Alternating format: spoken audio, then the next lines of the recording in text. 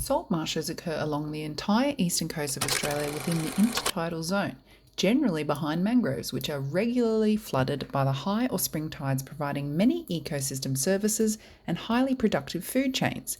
However, there are many drivers that are inherently human related that impact on the healthy functioning and can reduce the numerous ecosystem services that saltmarsh communities provide.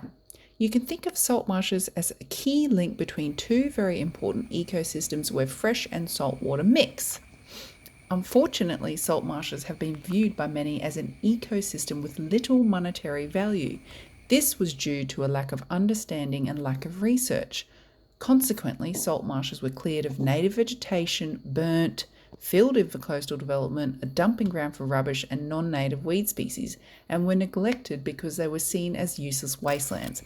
However, there has been extensive research carried out on salt marshes' functions, and we now understand the importance of them and why more grassroots action is needed to help educate the community and protect them for future generations.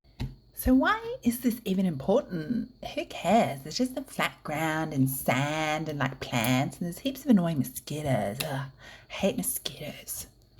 Well, Sally, it's my job to help answer your questions and explain the importance of salt marshes.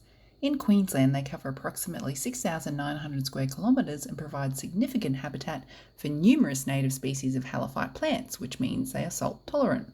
They are unique as they can cope with high levels of constant salt inundation from tidal waters. Native plants within salt marshes range from succulents, herbs, sedges, reeds, rushes and grasses. Another reason you might like salt marshes, Sally, is that small fish called gobies feed on mosquito larvae, which help control and maintain healthy functioning of mosquito populations within salt marshes. Yeah, but why are they important? Because my dad's a sugarcane farmer and he just said they're useless scrub. So why should people care? It's just some flat ground, isn't it? Well, actually, no, Sally, it's not just some flat ground. There's several reasons why they're significant, including the numerous ecosystem services they provide, such as necessary habitat connectivity for juvenile commercial and recreational estuarine fish and crustacean species, such as yellowfin bream, barramundi, mangrove jack, mullet species, prawns, and mud crabs that complete part of their life cycle within these environments during tide events.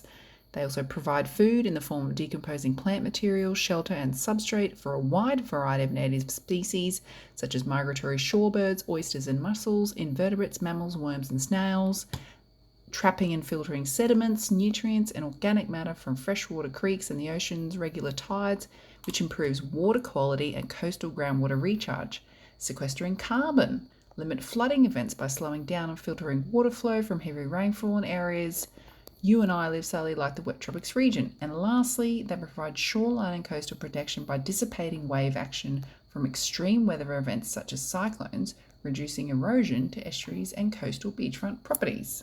Okay, so I'm sort of starting to see why they're important and not just ugly, boring, flat ground that smells. So are people causing damage or something? Well, yes, that is correct, Sally. People are causing a lot of damage and they are under threat from many human-driven activities, including urban development for housing. Port infrastructure clears vast areas of salt marshes and alters the natural hydrology and flow of the tides and freshwater creeks. Land clearing for agricultural industries such as sugarcane, bananas and grazing and transport and roads. Large tracts of salt marsh land falls within pastoral holdings and agricultural land which excluded from declared fish habitat areas, meaning it has no protection against being cleared or trampled on by grazing cattle. Illegal dumping of non-native vegetation can smother and outcompete native salt marsh plants. Vehicles and motorbikes illegally driving on and over salt marshes. Pedestrian foot traffic from people walking over them. Changes in salinity due to stormwater drainage channels directly draining into or near salt marshes. Climate change resulting in sea level rise and thus the expansion of mangroves into salt marsh habitat, and lastly, the incursion of excess nitrogen and pesticides into salt marshes, including inorganic dissolved nitrogen used by adjacent sugarcane farms. Oh my God, I had no idea. That is so bad. So, who's in charge of protecting them?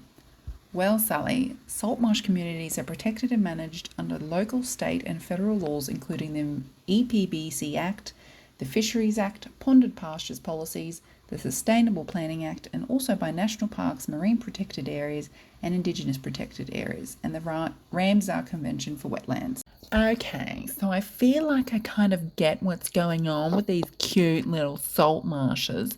So what can me and my dad do, and what can the public do to help protect and look after these little cuties?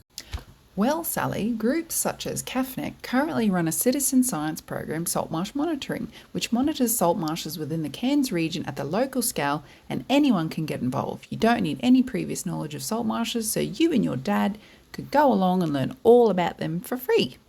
JCU also runs Tropwater based in Townsville and Cairns. They are performing world-leading research to evaluate how tidal wetland ecosystems, including salt marshes, function. Sugarcane farmers, such as your dad, can contribute by reducing the excess nitrogen by joining the Mulgrave Land Care Group and Terrain NRM, which help to rehabilitate by planting trees within areas on sugarcane farms that are not viable due to their location being in or near intertidal zones.